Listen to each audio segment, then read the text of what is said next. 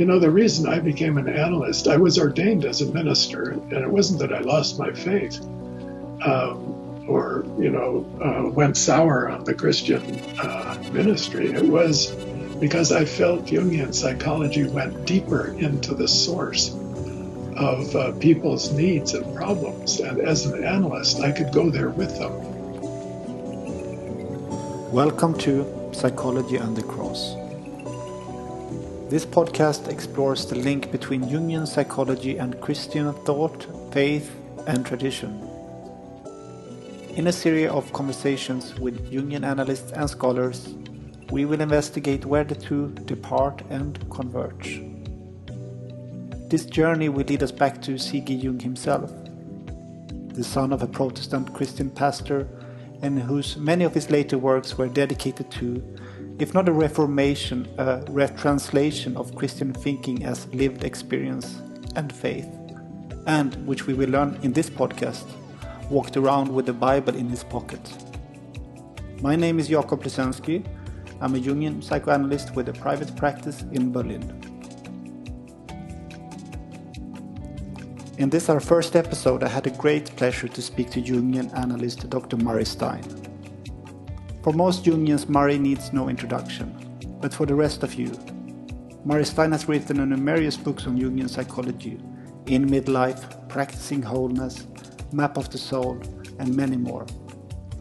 The first volume of his collected works was recently released on Chiron Publications. Murray is probably the analyst who delved deepest into researching the link between Jung's psychology and Christianity. His 1985 book, Jung's Treatment of Christianity, is a classic that still stands today. To me personally, Murray is one of the great storytellers of the Jungian school. During my own training at ISAP in Zurich, Switzerland, I attended many of his lectures. Besides his deep knowledge of analytical psychology and Jung's life and psychological theory, he always left us with great stories. Stories of Jungian psychology, stories from Jung's own life, stories that stayed in our student bodies and which we now often also share with others. Also in this podcast, Murray will continue to share some of his captivating stories. But this time I wanted to take the opportunity to ask Murray about his own story. How did he get in contact with Jung? What's his own experience of Christian faith? Where did it all begin? Well, I was born into a Christian family. My father was a Baptist preacher. And so I grew up in a parsonage, very much in the church. We attended church 3 times a week, Sunday morning, Sunday night, and Wednesday evening. And I memorized a lot of Bible verses and really the Bible was my geography more than where we lived, because we moved around quite a bit to different places as my father went up the ladder in the ministry. And so I became very familiar with the Bible. When I visited Israel some years ago, I felt very at home there because of the names. It's a kind of familiar territory because I grew up with Bethlehem and Jerusalem and Jericho and all those places, Egypt, the Promised Land. So the Bible was very familiar. And when I went to college, of course, I was exposed to the secular world, not for the first time. Also in high school, I had very good teachers, and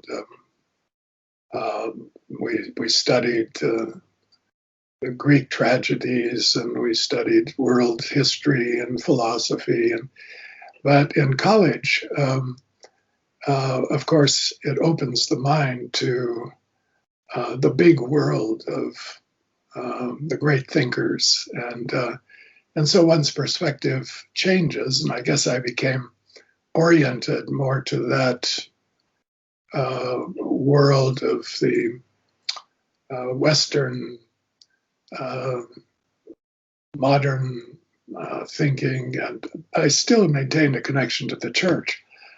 Attended regularly Sunday services at Yale University, where we had a great preacher, William Sloane Coffin, who was all about social action. And this was the 60s with civil rights and the anti-war movement. And it was a very exciting time to be involved in all of that. And then I went to Yale Divinity School following my studies at the undergraduate level there. And it was at the divinity school that I learned about Jung, actually. Jung had not been mentioned at all in my college studies. But at the divinity school, there was a professor named Becker, and he was in charge of pastoral theology. And there was also a psychology and religion professor there who taught some Jung. And so for the first time, I became exposed to Jung's ideas a bit. And then I took a year off, a sabbatical year, and went to Washington, D.C., and I worked in the War on Poverty program and attended a church there called the Church of, what was the name of the Church of the, I can't remember the exact title of that church, but there was a person there on the staff named Elizabeth O'Connor, and she had written a book called Journey Inward, Journey Outward, and she used Jung's ideas a lot in connection with her Christian commitments and so on. She suggested one day that I read Memories, Dreams, Reflections, just out of interest. And there was a group of people, a small group in that church that were exploring the question, where am I? Where am I in life? It was a kind of quasi-therapy group, but more exploration. And that combination, and then reading Memories, Dreams, Reflections, really interested me in Jung and dreams and what dreams have to offer us in the way of insight and also spiritual values. And so really it was in this Christian context that I became exposed to Jung at the divinity school. Then when I went back, Russell Becker was his name. He had just spent a year in Zurich at the Jung Institute. And he came back all fired up about Jungian psychology. And I went into therapy with him. We met twice a week. We worked on my dreams. And I took a job at the local mental health center and worked with psychiatric patients during that year. So I was exposed to mental health. And then I read a book and reviewed it for the Divinity School Journal called In Search by James Hillman. And it was James Hillman's contribution to psychology and religion. Very wonderful book.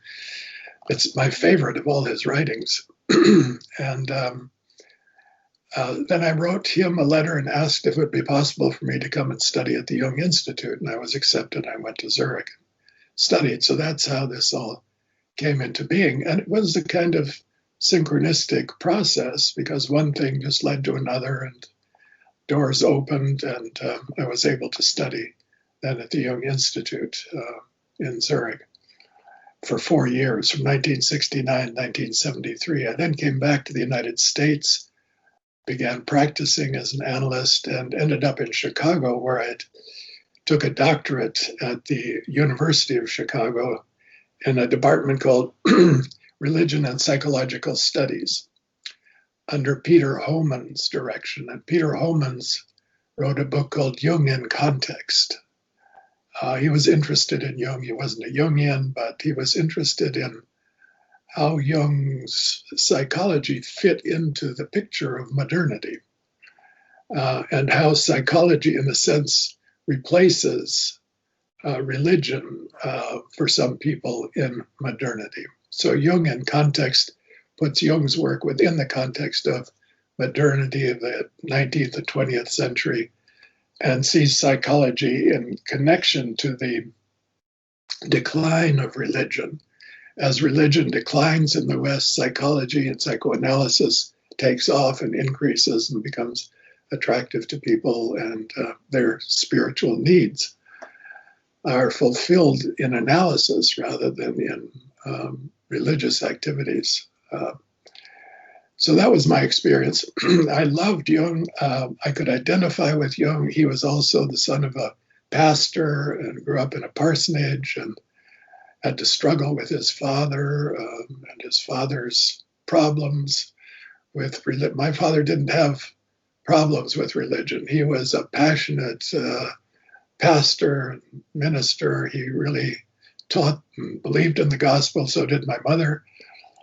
So I didn't have the same problems that Jung had with his father.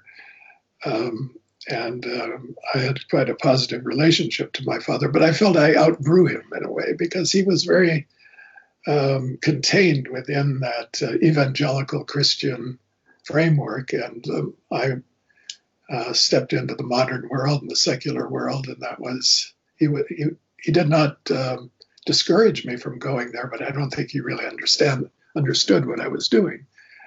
And so I had to separate a bit. But I took with me a lot of the things that I had been taught as a child, and particularly appreciation of the Bible. I still like to read the Bible, and I've written a book about the Bible as Dream, which is an interpretation of the biblical story as an individuation process of the Jewish people. And so I can apply the psychological ideas of Jung to my reading of the Bible nowadays.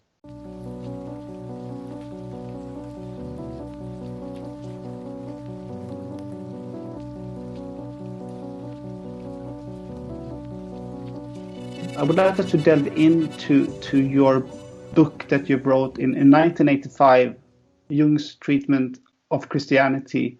And I know in the acknowledgement of this book, you're thanking your wife for faithfully accompanying you on the long march to securing a very old dream.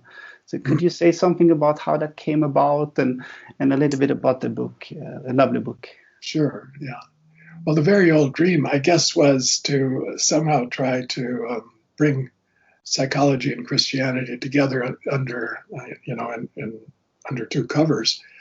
The first book of Jung's that I was exposed to was Psychology and Religion, and that was by accident. I was going through the shelves of a public library in Detroit when I was in high school, and I saw a book that interested me called Psychology and Religion. Those were Jung's Terry lectures that he gave in 1936 at Yale.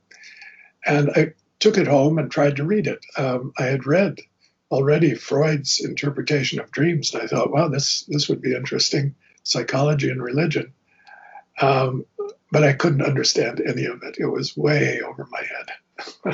And it took me years to understand and appreciate it. Now I think it's a marvelous work. And then the book that I wrote, Jung's Treatment of Christianity, came about as a result of my studies at the University of Chicago. I had to write a dissertation for my doctorate, and Peter Homans was willing to accompany me on that. He really let me do what I wanted to do. And I thought I would look into Jung's writings on Christianity and ask the question, what was he doing? Why was Jung writing so much about Christianity, especially after 1938? It was a turning point. When he went to India, he had a dream in which he was searching for the Holy Grail, and he needed to recover the Holy Grail, and he felt that he had a mission to somehow engage modern Europe in an encounter with psychology and to offer it something of value from the point of view of psychology. And so he began writing about Christian themes. In 1940, I think it was, Transformation, Symbolism, and the Mass. 1941, his essay on the Trinity, and then onwards, Answer to Job in 1952. In Ion, he speaks quite a lot about Christianity and interprets the Bible. So he really gets much more engaged in Christian themes, discussing Christian themes in the second half of his life, after 1940 onwards to the end of his life. So his late works are very occupied with Christian materials. And I wanted to know, what's he trying to do? why is he writing about this, and what is his approach? So I came up with the idea that he's applying his therapeutic method to Christianity. He's taking Christianity as a patient. He looks at Christianity as a patient who has suffered from the problem of one-sidedness, has split the anima and the animus, the masculine and feminine, good and evil, and identified with one side and rejected the other. And it would be his task then as a therapist of Christianity to offer this analysis and perhaps some suggestions for how to achieve a better balance, a better integration of the opposites, because Jung felt that especially toward the end of the New Testament, in the book of Revelation, there is a radical split between good and evil. And this is not so much in the Gospels, although there is the Christ-Antichrist problem, but especially in the Gospel, in the book of Revelation, and then in the Christian tradition, as the spiritual denies the body, and the good love overcomes hate and destruction. And if you look at Dante's Commedia, for instance, you have the three levels. You have the Inferno, where the souls are condemned for eternity. That's the realm of Satan. They will never be redeemed or restored. They will never reach paradise. Then you have the section of the Purgatorio, where the souls are going through a cleansing process and gradually moving upward toward paradise. And then in paradise, you have the saints and the Godhead. And Dante makes his way through all these levels and finally has his great vision at the end. So, but that lower level is never connected or brought into a kind of relationship. It's split off from the higher levels. And that's the medieval worldview, and that's what Christianity had developed. So was there a way of offering Christianity a road toward wholeness? The individuation process aims toward wholeness and uniting the opposites, not destroying the opposites or one side of the opposites, but holding the opposites in attention within the mandala of wholeness. And so in my last chapter in the book, I speculated on how Christianity might do this concretely in terms of recognizing the feminine in the church and in the history of Christianity, and also doing something with the problem of evil. That was a big one for Jung, the problem of evil, and what to do with how we think about evil and how we relate to evil. It wasn't that he denied the existence of evil at all. He felt it was a very powerful force, but how to be with it and how to deal with it and how to bring it in relation to the good, that's the problem. So I tried to suggest a few pathways that this might be done within Christian theology and practice. And I think there's been some movement in that direction in the last decades, as I look at it anyway. I counted it's 36 years ago since your book was published, and I was wondering about how you look at the treatment and Jung's treatment, and if you look at it, if your view has changed somewhat, or if you're if it still stands. That is. My view of what Jung was doing hasn't changed. I don't know if I think as I look at, and my view is very limited of what's going on in Christianity, and to me today it looks very divided between right-wing and left-wing forces, especially in the United States, with a strong evangelical support of people like Donald Trump, and right-wing racists. This I don't understand. how Christians can support something like that, but they do. And then on the other side, you have the mainstream Protestant churches and most of the Catholic Church, I think, that supports basically what Pope Francis is talking about, helping the poor, trying to decrease the huge gap between the rich and the poor that exists in the world today, as well as integrating the races and bringing the feminine much more into the foreground. I think the Catholic Church has done a lot with that on a symbolic level, elevating the feminine into the, as Jung said, into the Godhead. I don't think they quite did that, but they did bring the Virgin forward into a much more dominant position, and the devotion to the feminine and the Virgin, I think, has increased under these recent popes. Mm. In the Protestant Church, there are a lot of women clergy now that was never seen before. When I was a student at Yale Divinity School, I think we had 3 or 4 female students in my class. I think there were 100 students or 150 students at the time. 3 or 4 were women going for the Master's in Divinity degree. So that was the basic degree that would allow you to serve as a minister in the Protestant churches. Nowadays, it's divided 50-50. 50% of the class is female. Same thing happened in medical school, by the way. Medical schools are now 50-50 between men and women. So women have entered the professions as a result of feminism, largely, I think, very strongly, and including in the Protestant churches, and to some degree are being elevated also in the Catholic Church into positions of more authority and better, higher degrees of participation.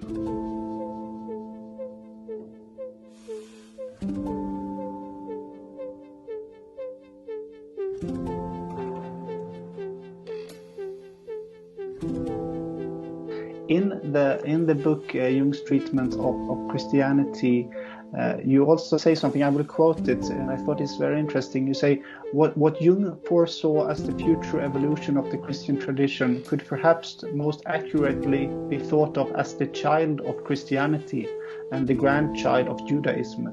It would be this generation of the great Judeo-Christian religious tradition. Jung would have hoped that the new religion would represent, I have suggested, a therapeutic transformation of Christianity, partially Christianity's child and partially quite different from it, its own unique religious tradition.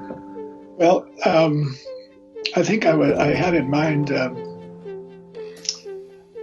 certain movements within Christianity that were a departure and yet not, that maybe went in the direction of New Age spirituality, that combined Buddhist practices, for instance, meditation practices, with Christian piety, and that this evolution toward a kind of world religion would come out of Christianity, combine elements of Christianity with other religious traditions and form something new.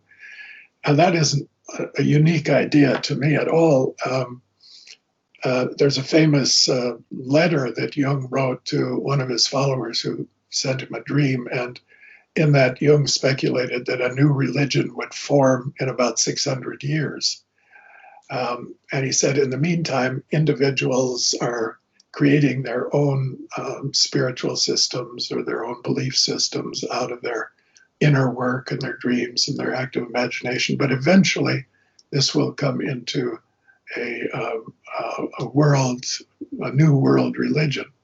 So I think that was in the back of my mind, that for Christians, this new religion that combined analytic work, inner work, where you work with your dreams and active imagination, and then also relate that to your own traditional background, this combination would eventually produce a new form that would be like the grandchild of Judaism and the child of Christianity. I look on Christianity as the child of Judaism. comes out of the Jewish tradition. All the Jesus and the apostles were all born as Jews and then assumed this new religious attitude and formed a child, and then there would be a grandchild in this next stage.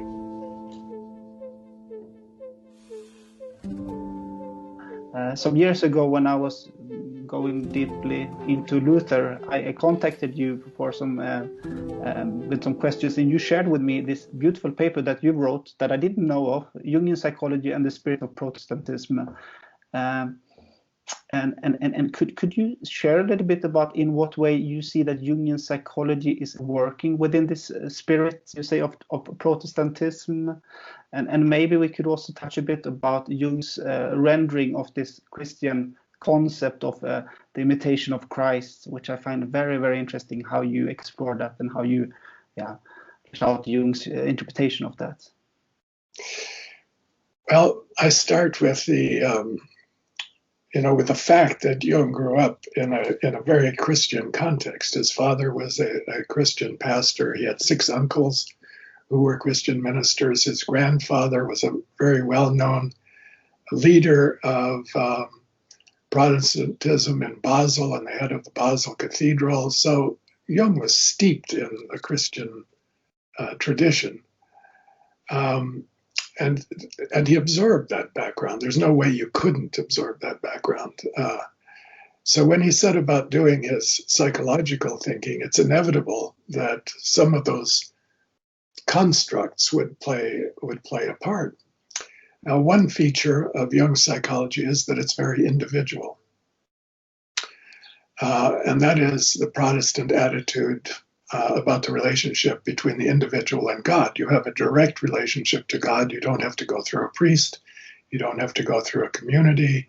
You and God have a conversation. You pray to God. God sees you as an individual. And so this kind of individualism within the church context is very much a feature of Protestantism. When Jung gets around to doing his analysis and psychoanalysis, he emphasizes over and over again, the individual is responsible.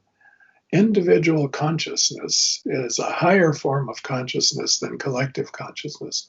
You go into any collective, be it into a mob scene or into a church or into a meditation center, the level of consciousness is reduced. The individual's consciousness is the highest form of consciousness. Now, this value placed on the individual and the individual's struggle with the unconscious, with the self, or with life, questions of life and death, is very central to Jung's idea of individuation. And then he also brings in the idea of destiny. That we're sort of born with a destiny. Jung was very interested in astrology, by the way. Liz Green has written a couple of books recently on that subject. And astrology, of course, speaks about the destiny of the individual is shaped by synchronistically or causally, some people believe, by the stars and the moment of birth and so on. Jung didn't believe that, but he did read the astrological chart as a symbolic system that states something important about the way the archetypes are arranged in an individual's psyche. And he believed that we're born with a destiny. We have a future program written into our code. Hillman wrote a book about this called The Soul's Code. And that you live that destiny in the course of your life, one way or another, either well or poorly. And so that the individuation process is guided by something beyond the ego's choice and control, that you are destined to be a Jungian analyst, let's say, or a psychologist. I mean, it could be that particular, or it could just be you're destined to be a thinker or a feeler, you're destined to be a social person or an introvert. So there's a sense of destiny. And then that's very much in the, especially in Calvinism, that you are predestined to be one of the chosen or not. So the idea of predestination, I think, is also in the back of Jung's mind when he speaks about the destiny of the individual and the guidance of the individuation process from another source, a quasi-divine source, the self that is guiding the individuation process. And then he has the idea of synchronicity, which is very close to what I grew up with as answers to prayer or, divine intervention or grace. You're going down a certain path and suddenly something happens by accident that's very meaningful and your direction changes. And that turns out to be your future. It's how you meet your wife. Most of our big turning points in life come about through synchronistic moments, meaningful coincidences. It's how we meet our partners. It's how we choose our careers often. When Jung's book fell into my hands at the suggestion of Elizabeth O'Connor, it changed my life. When I read Memories, Dreams, Reflections, I thought, wow, this is a whole new world I want to look into. And it led me to Zurich eventually. So this idea of synchronicity as a divine hand sort of guiding your path is certainly very strong in the Protestant ideology, and it's also something that Jung developed in his thinking. So this combination of features, value of the individual consciousness, individual work, the opus that we all have to do, and also the absence of the sense of the importance of community, really. Jung was suspicious of collectives. And I think you ask another question, we can come back to this. This is a feature of Jungian, the Jungian world, I think, that is weak, the sense of community. Jung tried it a bit in founding the psychological club. His patients would come together and meet with each other and listen to lectures and interact with each other. I think it was an attempt to form a community of people who are doing this individual work. But I don't think it was a big success. I think there is such an emphasis on the individual work rather than the relational aspect among the members that there were a lot of conflicts in the club. At one point, Jung actually left it because he was criticized heavily. And then they invited him to come back, and he really was a dominant figure in it. So it was what the club became was Jung and his followers. Whether that was in any sense a community, I have my doubts. I mean, the people knew each other, but I don't think they sensed much of a connection with each other. And I think you studied at the Jung Institute and at ISEP. That's also true, I think, in the student body. There is a way in which the students are connected, but in many senses, they're not. They are working on themselves and their analysis and in their studies, and they're more like individual units coming together occasionally for something, but then going their own separate ways. In a sense, that is Protestantism. Protestantism fragmented into 100 pieces. There are so many different groups. There are the Lutherans, there are the Calvinists, and the Presbyterians, and the Southern Baptists, and the whatnot. Looking the other way around, in your mind, is there something that Christianity, or what could Christianity offer analytical psychology? Well, Christianity, you know John Hill, don't you? He grew up a Catholic in Ireland, which is very Catholic, and he attended school in a monastery. And in that monastery, the students were encouraged to become religious, go into the priesthood. And he had to make a choice. And he told me, I don't think he minds my saying this, he chose that he couldn't submerge his individuality in the collective so much. So he chose to leave and follow his own career, and he became a Jungian analyst. But he looks back on that community now as something that is really very valuable and that he misses. Okay, so do we have to choose between submerging our individuality in community in order to have community, a really strong community? Do we have to choose between that and being an individual, or is there some way to combine them? Be an individual and individuate as we suggest in Jungian work, and having a sense of connection to others, either in the same field or just in a community, participating in a community. I know a lot of Jungians miss community, and they complain about there not being community. I've been in the Jungian world now for 50 years, and I've heard this complaint over and over again, that what analysts miss is a sense of being in a community. They work in a solitary way in an office by themselves with individuals. At the end of the day, they're very tired. They go home. They have a family, and that's their life. They don't participate much in community activities. I think what the church, what the Christian church or faith has to offer is the idea of an invisible community. And Jung liked that idea, the invisible church, he called it sometimes.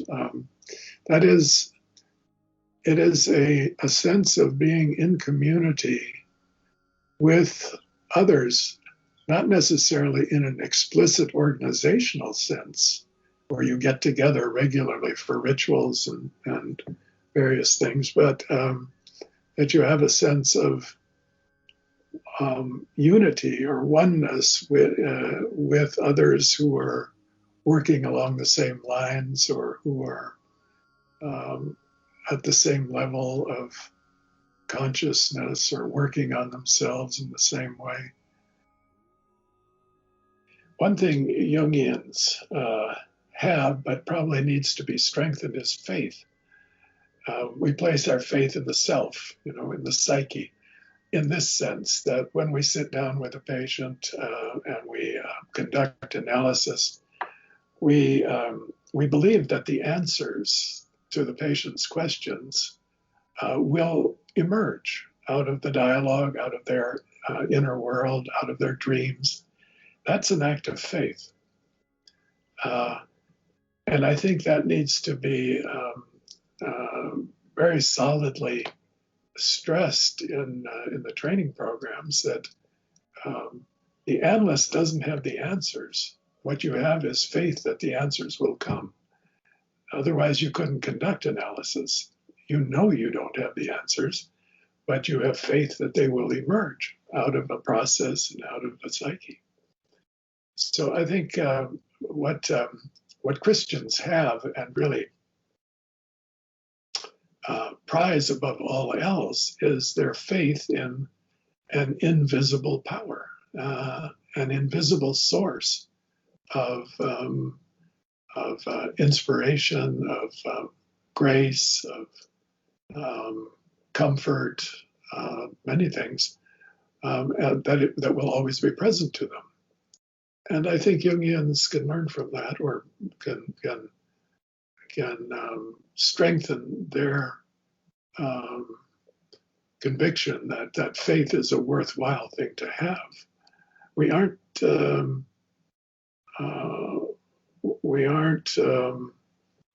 committed to a postmodern deconstructionist skepticism or nihilism as Jungians.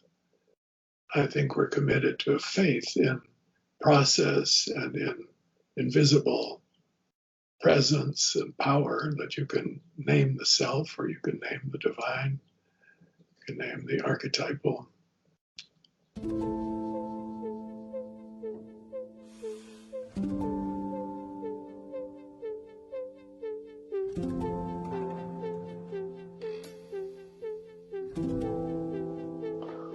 Well, I'm also thinking as you speak about sort of coming back to the idea of individuation and the Imitatio Christi, that you write about in your paper on Protestantism and Jung's understanding or rendering of the Imitatio Christi, because I think Christ has something to do with this, no? Maybe. At least the question of community and how me becoming who I am, what that has to do with you and your process, yeah? But I just wanted to read something because Jung says, I have a quote here to share with you before I leave over to you. He says, the Imitatio Christi has this disadvantage. In the long run, we worship as a divine example a man who embodied the deepest meaning of life. And then, out of sheer imitation, we forget to realize our own highest meaning. The imitation of Christ might well be understood in a deeper sense, namely as the duty to realize one's best conviction, which is always also a complete expression of the individual temperament, with the same courage and the same self-sacrifice as Jesus did. Yeah, that's the way he took it, that Jesus had his vocational calling when he was baptized by John and went into the wilderness. He discovered his vocational future, and he made his experiment, and he lived it to the end with good faith. And that would be the pattern. Live your experiment, live your destiny, live your vocation to the best of your ability, no matter what it costs. We talk about myths to live by. Jung said that he, at the beginning of the Red Book, he says in Memories, Dreams, Reflections, he says he didn't know what his myth was. So he needed to discover his myth. So he went on this journey, and we have the Red Book to show how he pursued that. And he found these interesting figures in his inner world, and Philemon and so on. And he said that became the prima materia for his personal myth, out of which he then wrote his other books and lived his life and built Bollingen and all of that. So I think that he was following that sense of Imitatio Christi. Find your vocation, find your calling, find the self and the path, and live that. And that is Imitatio Christi in his sense, doing what Christ did, not following Christ's path, but your path, but the way Jesus followed his destiny to its conclusion. And what happens to Christ then? Or I'm just wondering what happens to these values symbolized or by Christ as a figure, as we're interpreting it in the way that Jung did. Well, I think what happens if you go deeply into yourself, you find values and images that aren't so different from what Jesus found. In other words, the idea would be that Jesus was living an archetypal pattern and living it out, and we will find an archetypal pattern that won't be so different from his, but we're not imitating him. If you imitate anybody else, you kind of look at what they're doing and then you imitate it. So you try to become like them. You don't try to become like yourself, you try to become like them. And this alienates you from yourself. You get cut off from yourself. You cut off large pieces of yourself as a result of that, because you aren't them.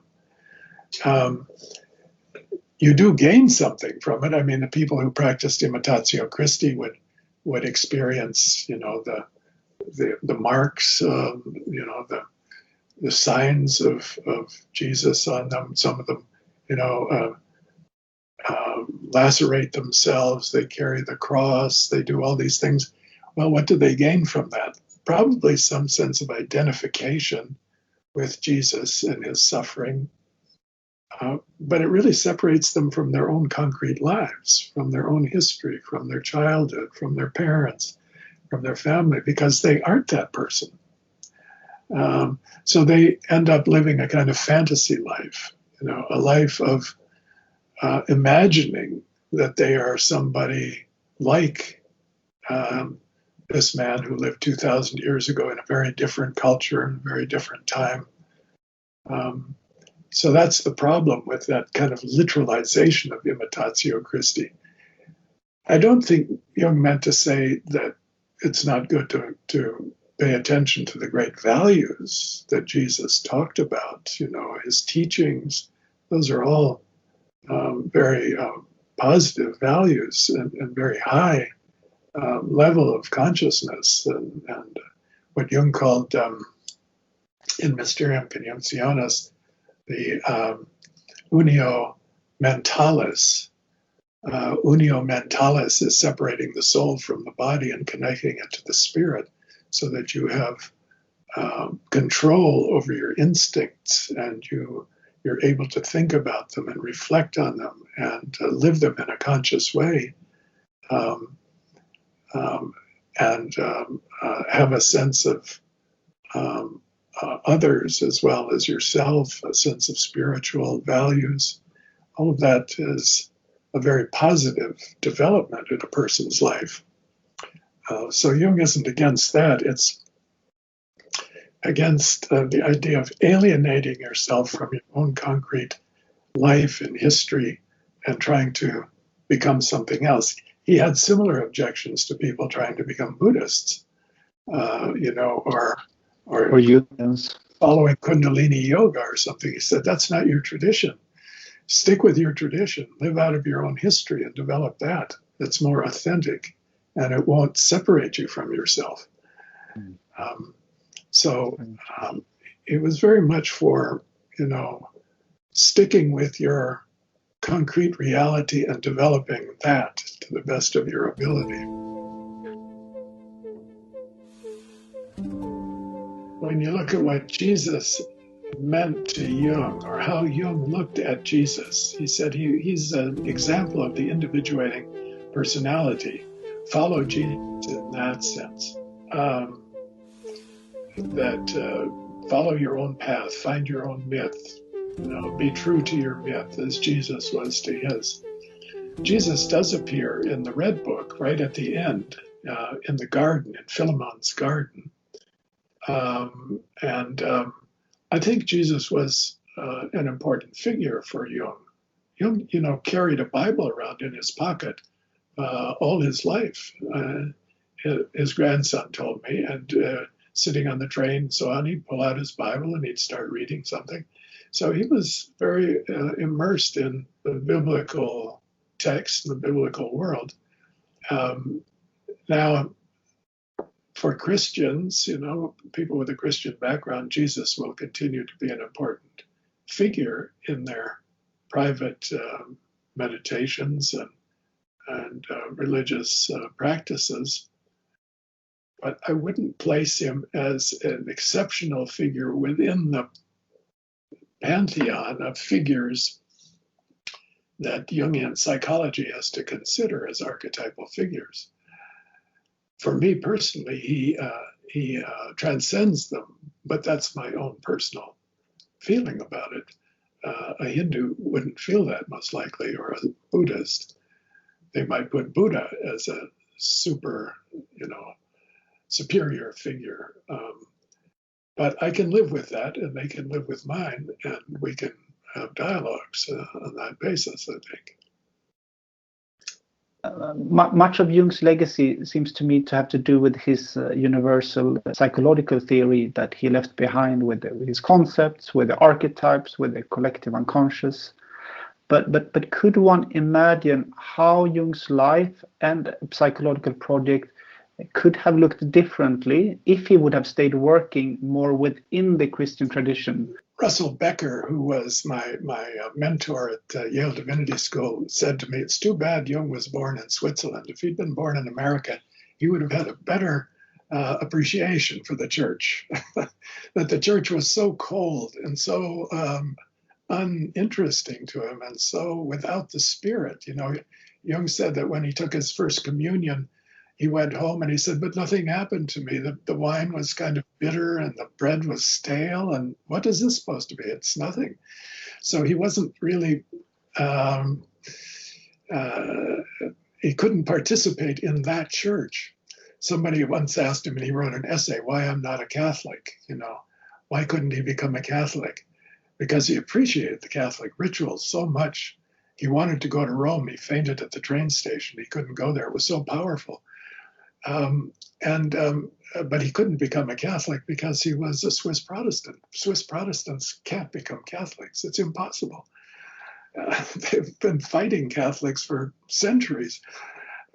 So he was really trapped in a particular form of Christianity that he could not stay in. He outgrew it very early, but he appreciated elements of Christianity. If you read his Zofingia papers, he's very appreciative of the mystical elements in Christianity, of which there is nothing in Swiss Protestantism. Swiss Protestantism took the statues, the stained glass windows, they stripped the churches bare. Everything became ideas and the word and the intellectual sermons that were presented and doing the right thing and moralistic. It lost the spirit and it lost symbolism. And Jung was so sensitive to that. So he couldn't really stay in his Protestant tradition. Other people have, like I mentioned, Morton Kelsey and John Sanford. John Sanford was an Episcopal priest in San Diego, California, to the end of his life. He had a mother who was a healer with laying on of hands and the light, and a very mystical person. Agnes Sanford, famous American figure. That was his mother.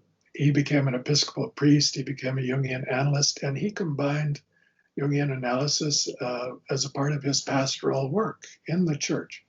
And the books he wrote he uses Jungian psychology to interpret and really make more interesting the certain Christian ideas and biblical passages and so on. So he's working from inside, I wouldn't say to reform necessarily, but to add a psychological depth, symbolic element to the tradition, which in the Protestant, at least, parts of the tradition of Christianity, it has largely lost. Not so much in Lutheranism. The debate between Luther and Zwingli was, is Christ really present in the Mass or in the communion? And Zwingli said, no, this is just a memorial service. We are remembering what happened 1,500 years ago. And Luther said, no, it's a real presence. So Luther kept this mystical element. And so the communion in the Lutheran Church has a much more, you could say, numinous quality to it than the communion service in the Reformed churches has. And Jung missed that. Jung was a mystic at heart. Had he grown up in a more mystical tradition, maybe as a Lutheran even, it would have been possible for him maybe to work within that tradition and contribute his psychological work without departing from it or from the outside, so to speak. Maybe. But Jung had such broad interests in all the world religions and all the cultures. And I think he, in a sense, exceeded all the traditions in his thinking, at least. But in his personal practice and in his life, I think he stuck pretty close to his ground through his origins.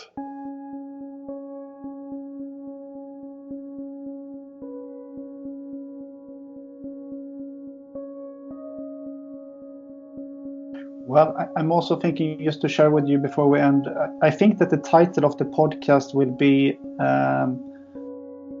Psychology and the Cross.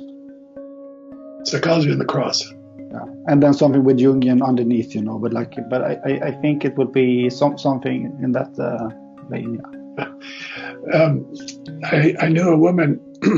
She was the founder of the Jung Center in Houston, Texas. Her name was Ruth Thacker Fry. She was a really eccentric, kind of weird woman, but very charismatic. And a big woman with red hair, and she knew Jung, and she studied at the Jung Institute in the 1950s. And at one of the celebrations for Jung, I think it was his 80th birthday or something, she attended, and she stood in a long line to shake his hand. And she was wearing a cross, a big cross on her necklace. And Jung recognized her, and he took the cross and he held it in his hand, and he said, "You know where the place to live is? Right in the center of the cross."